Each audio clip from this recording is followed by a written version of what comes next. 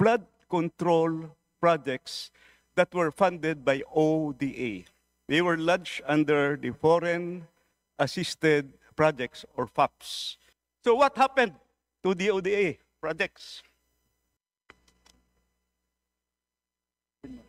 Thank you very much, Minority Leader Marcelino Libanan. We'll now move to our next interpellator from the part of the Independent, Representative Isidro Ungab. You have the floor, sir. Thank you. Thank you, Madam Chair. I have a question to DPWH.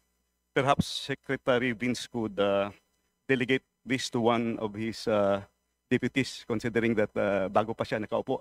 My question is this. What happened, anong nangyari sa big ticket, high impact flood control projects that were funded by ODA? They were lodged under the Foreign Assisted Projects or FAPs. I think this was presented in the 2024 budget and 2025 budget. Can you give me an explanation or clarification on that? Kasi malaki to, malalaki to. I understand that the foreign creditors here are JICA, Asian Development Bank, World Bank, IBRD, Asian Infrastructure Investment Bank, Korea Economic Cooperation Development Fund, and the government of China. Pag na-approve na kasi yan, yung mahaba yung proseso. Very, very technical. Kompleto yan. Feasibility study, everything. Pumasa na ito sa DBCC, pumasa na sa Monetary Board, at saka meron ng sovereign guarantee. Anong nangyari? Please clarify, Your Honor. Mr. Chairman, Honorable Sid Ungab, if I may just ask Undersecretary Emil Sidain, who is in charge of our foreign assisted projects, to respond. Good morning, Madam Chair, Your Honors. Relative to the ODA or foreign funded projects, which are actually the high impact projects, this has been actually implemented, Madam Chair, Your Honors, in most of our yearly implementations since the past administrations until now. But it goes through the process of approval from the NEDA, previously with NEDA, passing through the ICC Technical Board. Then once it goes up to ICC Cabinet Committee, all the way to the NEDA Board. And until now, Mr. Chair, all these flagship projects go through the proper vetting of all the line agencies for review. With regards to flood control, most of these projects, especially the big ticket projects, goes also to the detailed master plan and feasibility studies before this can be submitted to the NEDA or the DepDep for proper review. And with this, Mr. Chair, once it goes through the approval, the lending institution, if this is actually with JICA, World Bank, ADB, or Korean Exim Bank, the appraisal mission has to come to the Philippines for a more rigid evaluations of the same. So, napakasinsinan po ang review, but isang importante po dito that we have to recognize, the NEDA ICC has to evaluate the projects on a threshold that all projects that should be funded through foreign should go a threshold passing the 10% economic internal rate of return. Meaning if the IR is low, there could be no ROI or impact to the government and to the public. So isa po yun din na tinitignan po ng ating mahal na Pangulo once it reaches the EDC, the Executive Development Council, all these projects can really give a high boost to the economic development of the country. Now, Mr. Chair, with regards to the funding, we got actually funds as early as 2022, 23, a very minimal budget compared to the NEP that was actually foreseen for release. Bumababa po siya doon sa expected. And what is more worse, last year, 2024, we received a zero budget from the GAA. May dumating naman po ito, pero these are actually more on the unprogrammed budget.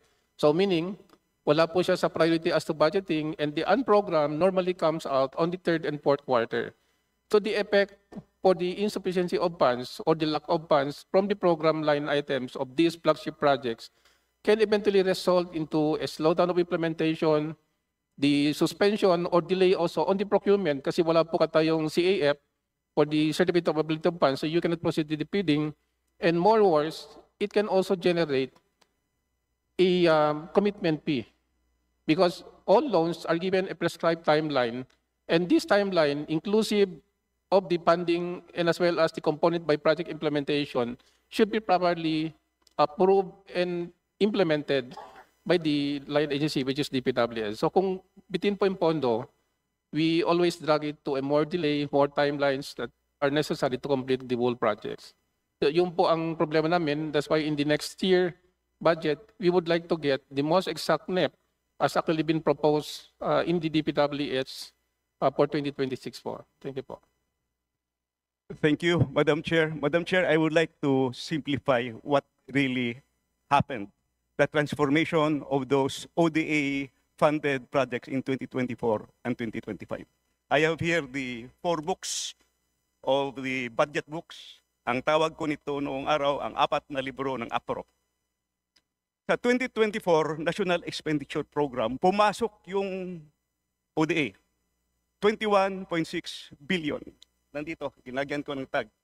11 projects. Pagdating sa GAB 1, General Appropriation Bill, white book with red letterings, pumasok din, faithful copy, 11 projects, 21.6 billion. Pagdating sa GAB 3, third reading dito sa House of Representatives, binawasan ng 5.4 billion, ang naiwan 16.1 billion. So sa House of Representatives pa lang, binawasan na yung ODA.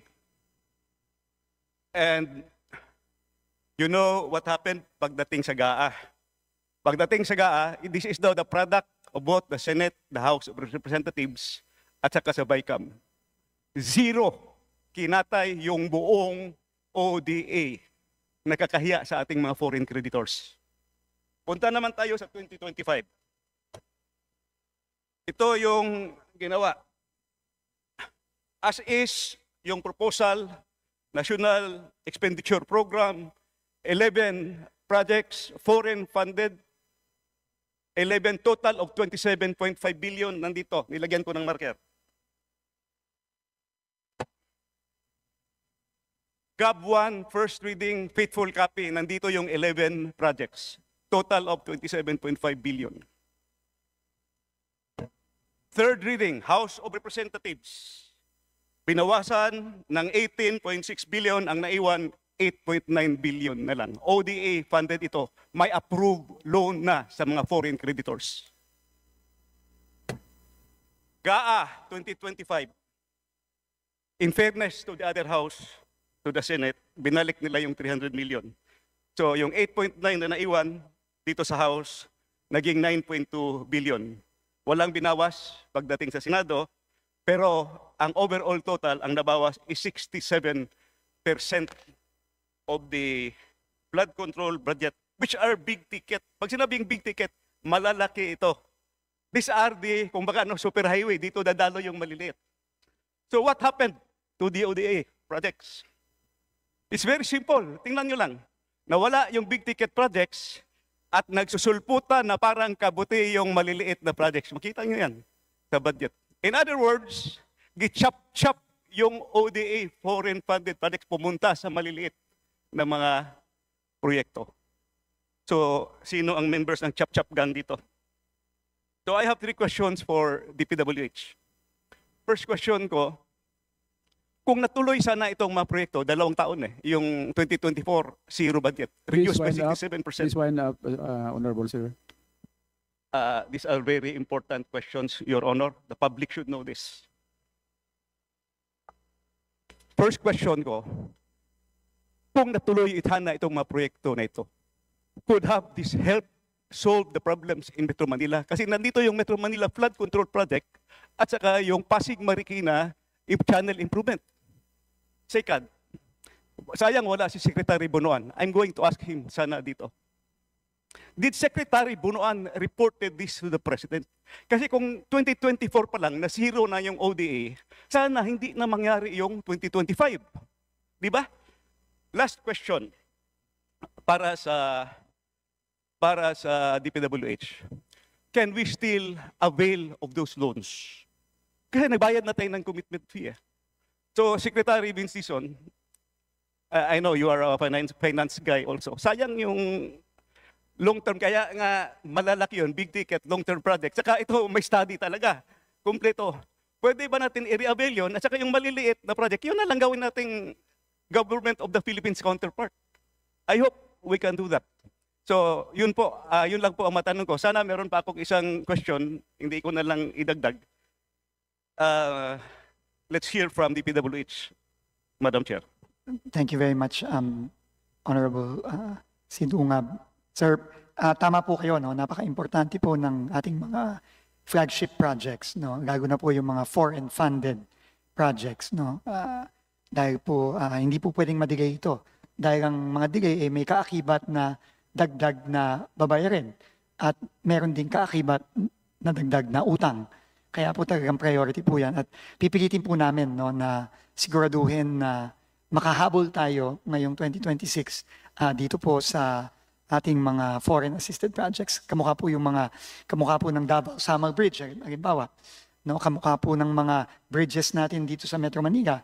Meron din pong flood control na foreign assisted project dito sa Metro Manila at sa ibang mga lugar. So, makakaasa po kayo na pipilit po namin i-preserve at kung kaya po talaga pong pataasin pa ang appropriation natin para sa mga foreign assisted projects natin for 2026. Thank you. Yung dalawang question, kahit later nyo na lang sagutin.